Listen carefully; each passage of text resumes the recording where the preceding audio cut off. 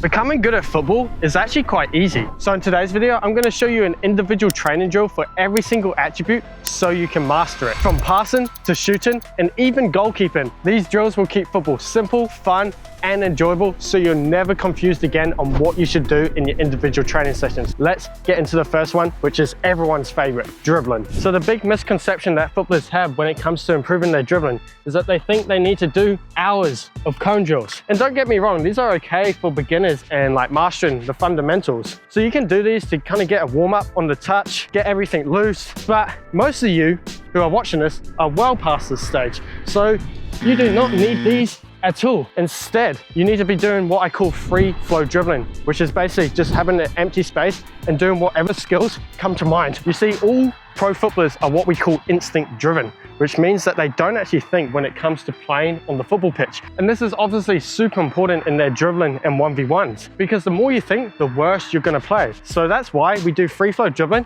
basically dribbling around, doing whatever skills come to mind and getting a ton of touches on the ball. And what you can do with your free flow dribbling is that you can do it position specific. So I'm a winger myself. So as you can see, we're down the touchline. And what you can do is just simply dribbling down the line and imagining defenders coming at you. This helps your gameplay so much because if you practice game scenarios and then when it comes to real games, you're going to be super comfortable and confident in every situation. So yeah, that was dribbling. So to recap, if you're a beginner and you want to kind of master the fundamentals, then do some cone drills, do some cone weaves, whatever you want, the Ronaldinho drill. But once you mastered the fundamentals, mastered the basics, then move into free flow dribbling as soon as possible. This will help build your instincts, your confidence, and overall creativity on the football pitch. All right, dribbling done. Now it's time to move into passing and first touch. But we can't really do it on the football pitch here, so we're gonna have to go over to the concrete. Let's go. All right, guys, so we're here at my secret location. So we're gonna do ball and wall work. We've got a nice looking wall there. Ball and wall work is like one of the best things that you can do for your football development. And I highly recommend that you incorporate one of these sessions at least once or twice a week into your weekly schedule. It will improve your passing, your first touch, your ball control, your technique, your confidence, your composure, timing, everything. All we're gonna do is simply pass the ball, touch, pass the ball, touch, over and over again.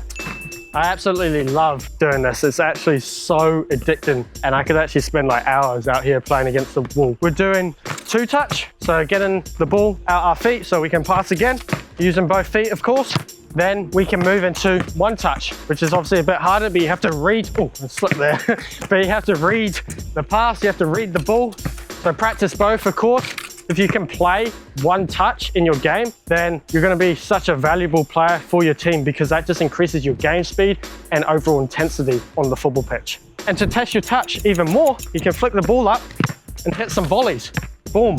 If you talk to any professional footballer, they'll say to you that they did this when they were growing up. They spend hours and hours out here, ball and wall work, because end of the day, it is your best training partner. The ball is always going to come back to you and you can work on any technique and skill. So this is the passing and first touch drill. So yeah, make sure you find yourself a wall. Doesn't have to be super big and just get out here and practice and spend hours mastering the ball. But yeah, let's head back to the pitch and move on to the next drill. Let's go. All right, so that was a good ball and wall training session. Now it's time to get into shooting, which is obviously very fun. And end of the day, scoring goals is the most important thing in football. So we need to practice it and make sure our technique is perfect. So a big problem that I see so many footballers face is that they can't actually strike the ball properly when it comes to shooting. So we're just going to keep it super simple and just do some penalty kicks. So we got the ball here. We obviously won't take it on the penalty spot. It's a bit like a paddle here. So we'll bring it back, aiming for both corners and, you know, the bottom corners, top corner, and just practicing that technique.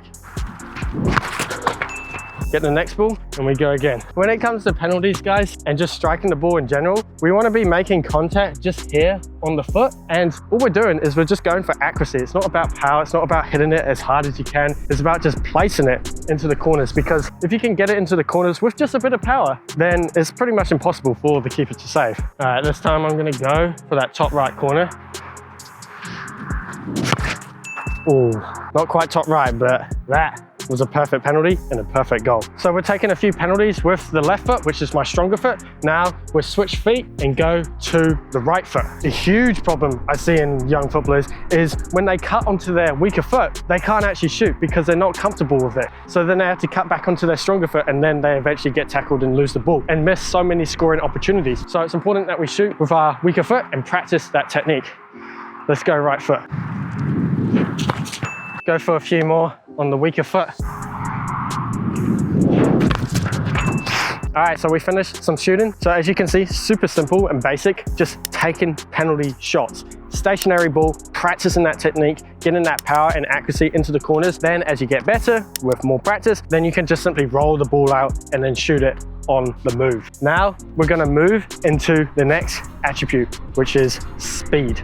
So let's get into it. Speed is pretty important for any footballer. Doesn't matter what position you are, whether you're a fullback, centre back, centre mid, winger, striker, even a goalkeeper, you need to be fast, you need to be quick off the mark. So it's important that we train our speed in our individual training sessions. So the truth is, true speed comes from elite fascial fitness. And if you don't know about fascia, fascia is a connective tissue that surrounds everything in the human body. And you can check my Instagram, my other YouTube videos, TikTok, all that stuff for exercises so you can start training it. Fascia helps you build elite ankle stiffness. So when you look at pro footballers, their ankles don't drop when they're sprinting. And this is what we need to be training in our individual training sessions. So the drill for speed is just simple sprints. Up and down. A lot of footballers complicate speed training. They try to do all these different agility things, running around poles, wearing parachutes, all that random stuff, wearing bands around their knees. You don't need to do that. Just do sprints up and down and run as fast as you can. So we're on the halfway line, as you can see, and I'm just gonna pass the ball out, and that's about 10, 20, 30 meters. The key is just simply not letting my ankles drop and running on the ball of my foot so I can accelerate quicker and explode off the mark. Then you can just walk to rest, and when I get back to the ball, I sprint again. Okay, so that was speed. Gets you puffing, gets your heart going, and super important. And I have to admit, I'm not like the fastest footballer. I was never like the fastest in my team. I'd say like if the fastest in my team was like a 10 out of 10, I was about a 7, 7.5, maybe an 8. But it doesn't mean that I can't improve and train my speed. And this is the same mindset for you. Stop saying to yourself that you're super slow and you can't run fast and that I can never improve my speed and it's genetics. Bro, you can easily improve your speed.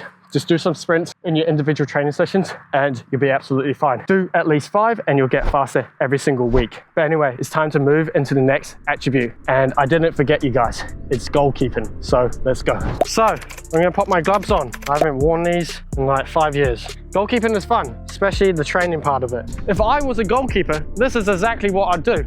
I got my ball, I got my wall, kick, catch, kick, catch. This is exactly what I'd do if I was a goalkeeper, because it improves your hand-to-eye coordination, your reflexes, your timing, and just overall speed and positioning. You can even like save it like that and gather it up. You can practice. Oh, I dropped it. That's why I'm not a goalkeeper, but you can practice both feet, you're kicking as well. This is actually fun, I'm not gonna lie, guys. Oh, what a save, that was top corner. But yeah. That is honestly the best individual training drill you can do for goalkeeping. But obviously the best thing that you can do for goalkeeping is just simply get someone to take shots at you and you're just in goal, just saving everything, any angle, any technique, any scenario, just save it.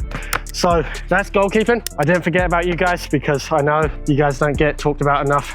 Don't get the respect you deserve, so had to cover it in this video. This is actually super fun. But yeah, let's head back to the pitch and wrap up the video. All right, so that was some good goalkeeping training, but I know there's one attribute left that I haven't covered yet, and that is defending. I'm sorry to say, guys, but it is pretty hard to train your defending individually. So what I highly suggest for all you defenders to do is do the training that we've done today, all the drills, do the free flow dribbling, the shooting, the penalties, the speed drills, the ball and wall work, all that stuff, because it's going to help you so much with your confidence, your technique, and just your timing on the ball. But the best way to improve your defending is simply doing 1v1s. So find a friend, get your brother, get your dad, anyone, and just do 1v1s and just simply don't let them score. That is the best way to improve your defending, because you're actually versing a live opposition, and today you're going to get real lifetime feedback on how well you can defend. And of course, if you get nutmegged and all that stuff, then you've got work to do. All right, guys, so that was the training session and the video. Hope you enjoyed. One drill for every single attribute.